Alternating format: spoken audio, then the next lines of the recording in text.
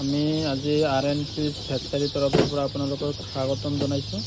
আজি আমাৰ ইয়াৰ Indian runner হাঁহৰ পোৱালি, যিটো আমি মাদ্ৰাজী বুলি কওঁ, নহ'লে আমি ৰানাৰ বুলি কওঁ, সেই হাঁহৰ পোৱালি আমাৰ ইয়াত ষ্টক আছে। কোনোবাই যদি লাগে আমাৰ লগত যোগাযোগ কৰি পোৱালি ল'ব পাৰিব। এতিয়া 2000, 3000, 5000 যিমান পিচ লাগে আমাৰ ইয়াত পাই যাব, ল'ব পাৰিব।